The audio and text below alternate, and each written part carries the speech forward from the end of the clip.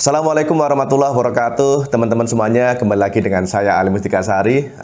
Ini saya udah lama nggak bikin konten, teman-teman semuanya, karena memang ada project yang harus diselesaikan kurang lebih sekitar 2-3 bulan, dan ini masih ada 2 titik yang belum terselesaikan. Dan mumpung di sini ada kesempatan, saya ingin berbagi ke teman-teman semuanya, karena ada beberapa pertanyaan dari teman-teman yang mungkin dari WA, juga dari komentar, dan banyak sekali yang di situ memberikan pertanyaan-pertanyaan yang belum sempat saya jawab. Nah, ini mumpung saya longgar dan ada beberapa alat yang di rumah, ini saya ingin berbagi ke teman-teman semuanya. Di situ dengan satu alat seperti ini, contohnya itu dipakai nanti untuk DHCP atau PPoE, atau di situ statik, atau digunakan juga nanti hotspot. Jadi satu perangkat tapi multifungsi. Apakah itu bisa? Jawabannya kalau di situ teman-teman menggunakan router, itu jawabannya bisa. Nah, yang pertama kali digarisbawahi teman-teman semuanya, di saat teman-teman menggunakan satu interface, digunakan untuk beberapa mode dan dipakai untuk beberapa jalur, itu harus diperhatikan apakah di situ router ataukah di situ access point yang seperti ini. Jadi kalau access point tentunya itu tidak bisa, teman-teman. Jadi kemarin saya beberapa kali uji coba menggunakan access point di sini TotoLink yang tipe CP350. Ini yang tipe 350, bahkan yang saya gunakan CP300 pun juga tidak bisa menggunakan satu interface dengan 2 mode. Kayak gitu. Tetapi di saat menggunakan router ini bisa. Dan itu biasanya kalau di situ router itu sudah mempunyai fungsi IPTV, itu bisa digunakan, teman-teman. Tapi kalau tidak, biasanya tidak bisa menjadi multifungsi, tidak bisa. Seperti hanya tenda di sini ya. Ini tenda N301, teman-teman. Tenda N301 ini digunakan menjadi 2 interface, hotspot dan rumahan, itu tidak bisa. Bisanya di paralel. Ada tipe-tipe yang lain yang bisa, ada yang tidak. Nah, di sini saya contohkan yang sudah saya biasa menggunakan untuk paralel juga, tetapi di sini tidak untuk jangka panjang ya, tapi hanya untuk teman-teman testing dan semacamnya. Saya bisa menyarankan buat teman-teman semuanya menggunakan TotoLink N300RT. N300RT atau N355 atau 355RT juga bisa. Saya anggap pakai ini aja.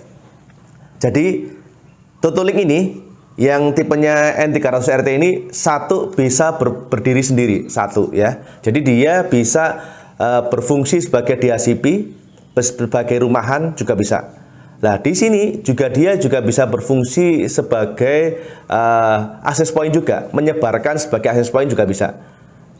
Tetapi di saat teman-teman mau menggabungkan menjadi satu, menjadi menyebarkan dan juga bisa diterima juga di sini juga bisa. Yang biasanya ingin dicoba teman-teman biasanya itu jalurnya satu, hotspot.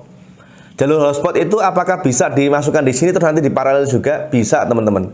Jadi kalau teman-teman di sini menggunakan N300RT, jalur pertama adalah hotspot. Masuk ke sini, ini disambungkan sebagai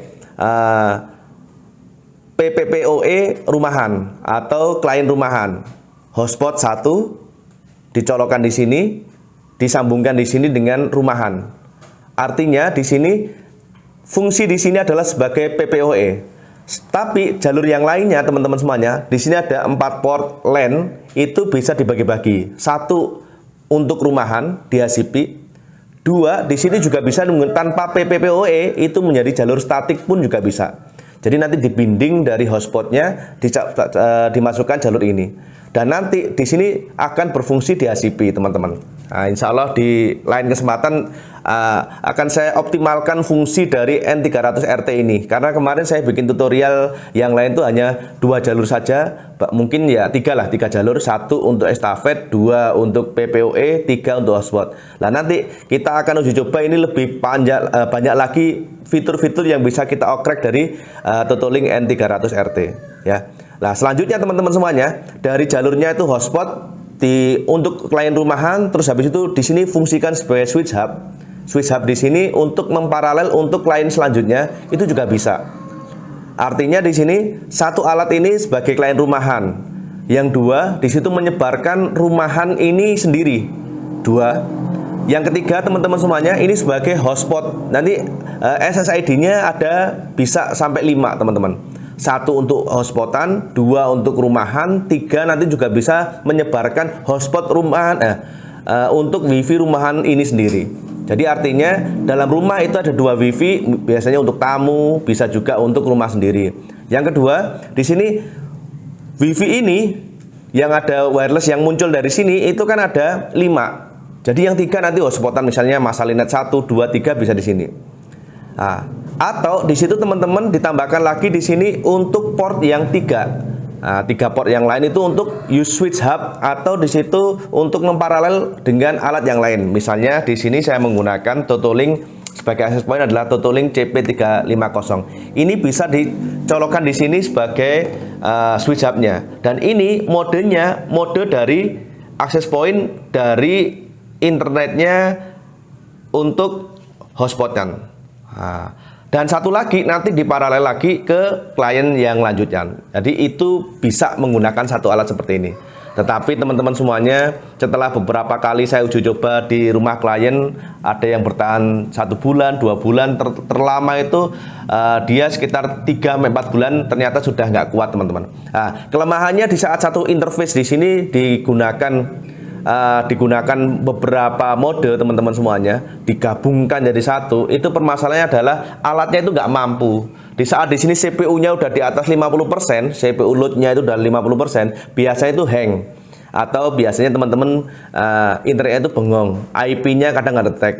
Jadi sering banyak trouble-nya. Tapi kalau hanya digunakan untuk uji coba atau mungkin hanya sekedar saja di sekali waktu atau di acara event tertentu, di situ menggunakan alat ini dipakai untuk banyak mode nggak masalah. Sekaligus di sini alat ini N300RT ini hanya bisa normalnya kurang lebih sekitar 10-20 alat yang bisa connect di sini. Nah, kalau ini ternyata dimanfaatkan lebih dari itu, biasanya juga bengong teman-teman semuanya, alias di situ IP-nya tidak mendapatkan dari sini atau di situ hanya koneksinya tidak stabil teman-teman. Nah, tergantung teman-teman semuanya nanti mau pilih yang mana. Nah, yang pertama teman-teman yang saya garis bawahi, di saat teman-teman mau menggunakan alat itu satu alat dengan banyak mode, teman-teman harus dipikirkan nanti jangka panjangnya. Terus selanjutnya tidak semua alat itu bisa digunakan seperti itu. Yang saya contohkan di sini adalah tenda N301 ataupun di sini yang Huawei, router Huawei ya. Ini 5H, ini juga nggak bisa. Nah, terus dan itu tidak bisa juga digunakan untuk access point. Artinya teman-teman cari dulu router yang di situ support IPTV. Itu biasanya bisa digunakan teman-teman semuanya. Oke, itu mungkin sedikit awal ini untuk bikin video lagi tentang wireless ya, tentang wifi, tentang voucher wifi atau bis wifi. Insya Allah nanti akan disambung lagi di video yang lain. Barangkali teman-teman ada pertanyaan, silahkan tinggalkan komentar. Barangkali kita bisa diskusi. Yang pernah uji coba kayak gini bisa bertahan berapa bulan, berapa tahun, nanti bisa ditinggalkan di kolom komentar. Dari saya cukup sekian, semoga video ini bermanfaat dan wassalamualaikum warahmatullahi wabarakatuh.